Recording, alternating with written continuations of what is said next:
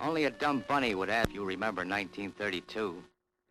It's like saying to a guy, you remember the time you broke your leg? He remembers all right. It was his leg. Well, the country had a busted leg in 1932. Not only a busted leg, but a bad case of jip. If you just stuck out your hand, you'd grab a guy who was out of a job. The panic was on, and it looked like a long, tough winter.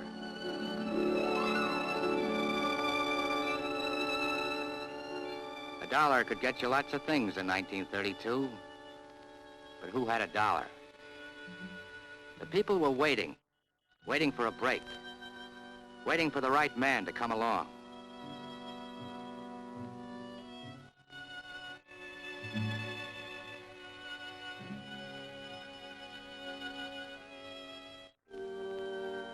Somehow, the people always know when a good man comes.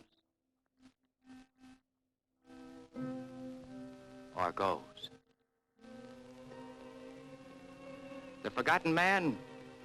Maybe that's you. And brother, it sure was me. It was me and Mr. X over there, Mrs. B. It was 4 out of 5, like in the advertisements. I bet you 2/3 of that crowd could tell you all about it. Just pick one out. Joe, for instance. Joe remembers. How about it, Joe? Sure, I remember. Guess I'll never... I moved in 1932 into new quarters, as the saying goes. I had a room facing the river with southern exposure. The facilities for bathing were not so good, but that was okay with me because I didn't own a towel.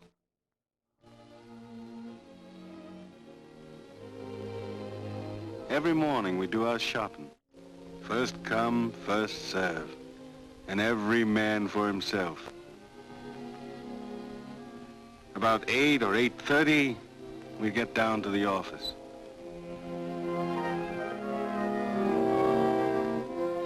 The office used to be kind of crowded. But the bulletin service was good. The latest market prices for the boys and me.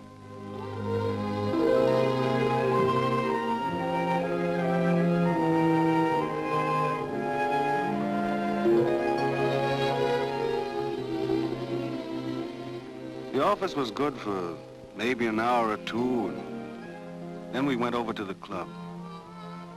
It wasn't a fancy club. We didn't have a doorman, the seats were kind of hard, but we still had that good old bulletin service. Around noon, we hit our favorite restaurant for lunch. That sure was a popular place. We liked it so much, we'd stand on line for a couple of hours just to get a ringside table. No checks to pay, no waiters to bother you, all free. The only thing you gave in exchange was what they call self-respect. Pride? What's that when you're down and out? After lunch, we'd go down to the financial center to see how things were making out. An uncle of mine worked on a farm somewhere in Kansas, I think. He used to write and tell me how it went. Well, it didn't go so good.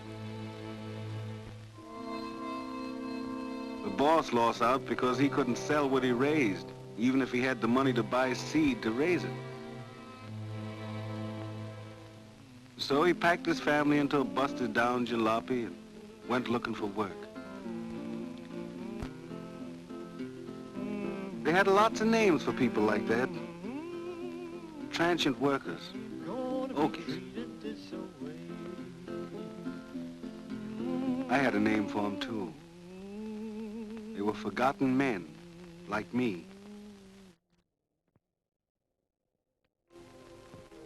Some of the boys after business hours would go down the street to negotiate a loan. A dime could get you coffee and cake, if you could find somebody who had a dime. Me, I used to go home to my apartment. I'd watch the river for a while and then fall asleep. You see, I had to be ready for another day of work. Sure, I remember. Guess I'll never forget. That's how it was with Joe and me and maybe you in 1932. But some people had it all figured out way ahead of FDR. It was just as easy as rolling off a log. Sure, it was a cinch. Prosperity is just around the corner. That's all there is to it. Be patient and you'll have a chicken in every pot. But first, you need a pot. This talk about a depression is sheer nonsense. There is no depression. It's just a temporary setback. Ask Joe, he knows. Of course, we do have a few unemployed. Just a couple. But if you wait long enough, the country will return to normalcy. 2 chickens, 2 cars, normalcy. Well, that's how it was when FDR was making the rounds. The people listened when he talked, and they believed that he meant what he said when he said it. This was going to be a new deal. A man would get a chance to lift his head up again. Maybe we reached the bottom and it was a long way up. But Franklin Roosevelt wanted to help us climb, and he had a good right arm. Well, the rest is history. FDR lost only 6 states. The people made their choice. But then everybody held their breath. On February 15th, 1933, the president-elect was in Miami. He was riding with Mayor Cermak of Chicago when some crackpot took a shot at him. There are times in history when the whole cockeyed world is balanced on the head of a pin. That was one of those times. If this guy hadn't missed, well, think about it for a while. But he didn't miss altogether. Mayor Cermak was hit. Before he died, he said something they ought to print on a monument. He said, "I'm glad it was me." This was Franklin Roosevelt's first inauguration. He made a speech. And when he made that speech, the people knew they'd picked a winner. It wasn't a politician's speech. It was the speech of a man who made a promise and who was going to keep it. It was a speech anyone could understand, whether you were head of the stock exchange or just a hacky like me. This is preeminently the time to speak the truth, the whole truth, frankly and boldly. Nor need we shrink from honestly facing conditions in our country today. This great nation will endure as it has endured, will revive and will prosper. So first of all, let me assert my firm belief that the only thing we have to fear is fear itself. Around this time, another man came to power, Superman, the head of the master race.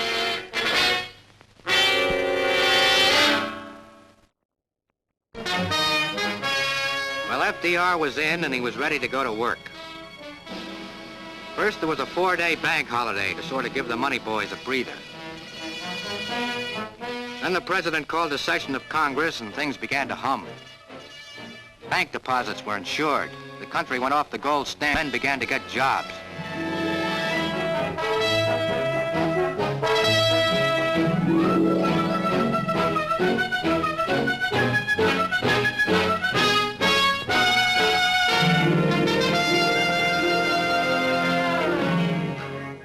This is one of the more interesting jobs that came along.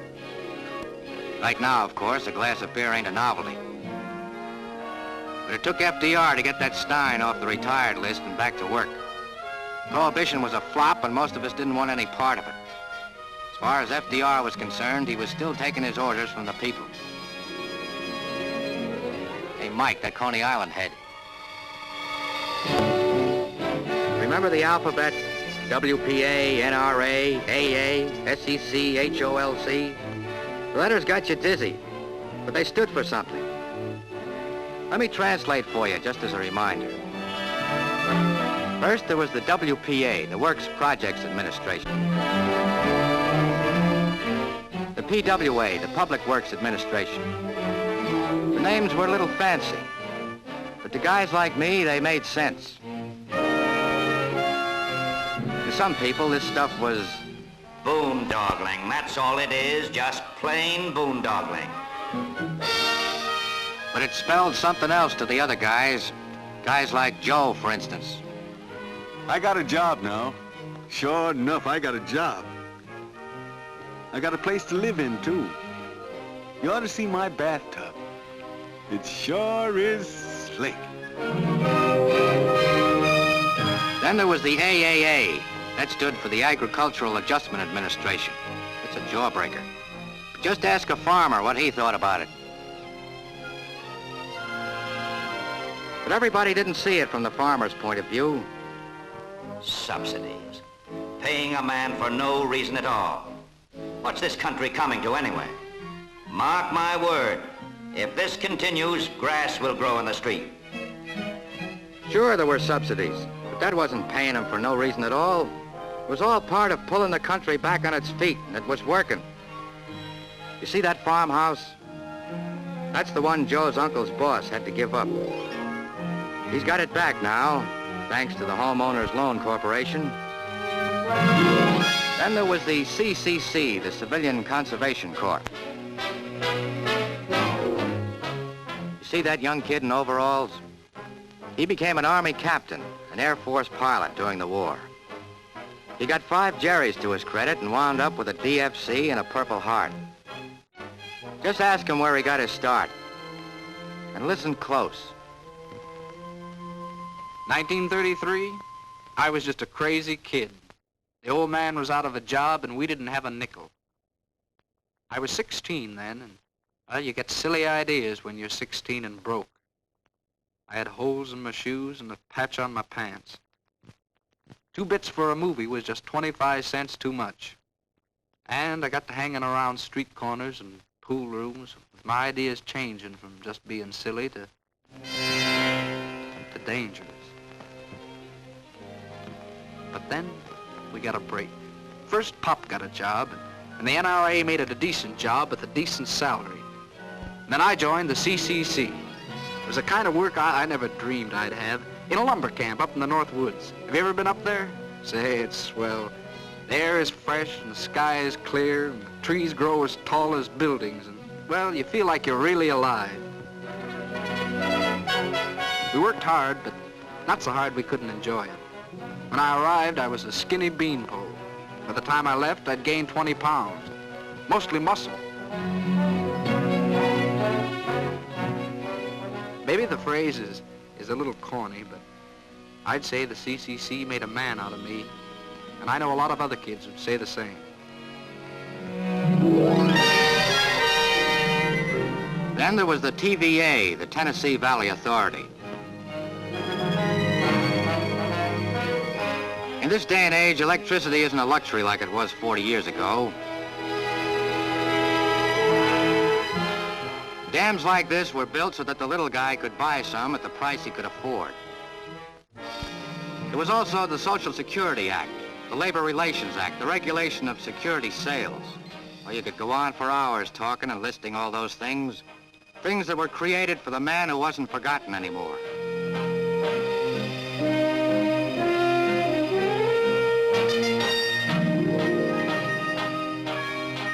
But there's always a guy around who'll beef. This country's going to the dogs. It's communism, that's what it is. We'll blow up like a powder keg. Where does this man Roosevelt come off? He's a traitor to his class. So the country's going to the dogs, huh? Maybe you were one of the lucky ones, mister, with your future all tied up in a box with fancy ribbons. But when FDR came out with the Social Security Act, a lot of other guys were grateful. Guys who were broke or disabled. Guys who were out of a job. Homeless kids and old folks. People who couldn't even afford a doctor when they were sick. The government staked them all. Even a horse is put out to pasture after his racing days are through. What's wrong with taking care of a human being when he reaches 65 and he's slowing up to a walk? Brother, if that kind of thinking and planning is going to the dogs, that's just where I want to be.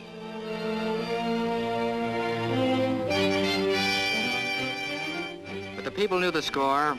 They'd put him in and he was batting 1,000. They were going to keep him in too because his job was just getting started. But not everyone was a booster.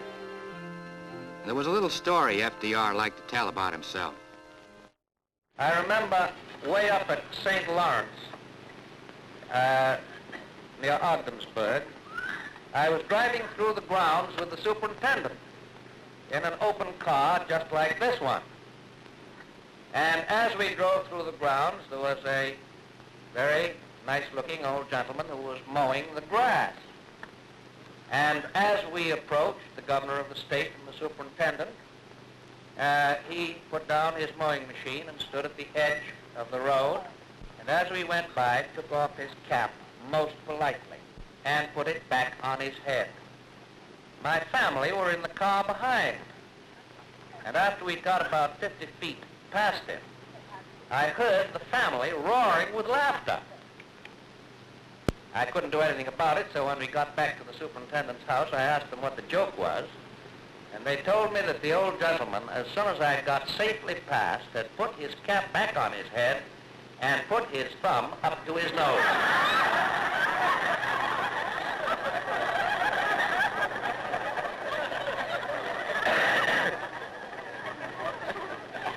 So I told the superintendent I didn't think there was anything the matter with him and he ought to be at home. He liked to tell the people how the job was getting on. He called them fireside chats. There are those who fail to read both the signs of the times and American history. They would try to refuse the worker any effective power to bargain collectively, to earn a decent livelihood, and to acquire security. It is those short-sighted ones, not labor, who threaten this country with that class dissension which in other countries has led to dictatorship and the establishment of fear and hatred as the dominant emotions in human life. To me, those fireside chats meant there was a man in the White House who was running a business of getting his country back into ship-shape class. He wasn't afraid to open his books so the rest of us could read the figures. That report to the nation was made in September 1936. A month later, the people were going to the polls again. This time, FDR got 523 electoral votes out of 531. Only 2 states failed to go his way. Which 2? Are you kidding? When congratulations were in order, Mrs. Roosevelt was there as usual, happy because she was proud and because he was happy.